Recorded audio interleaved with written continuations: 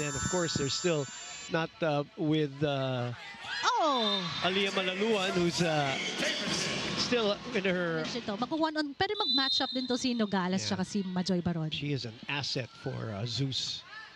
Arado receiving. Prado going for the dump. That doesn't work. Sheeny will go for the swipe. Doesn't work too. Back row! Bondonero tried to get to it, but there was too much heat on that ball from Troncoso's arms. Santiago couldn't control. Fajardo. D in the middle. Doug.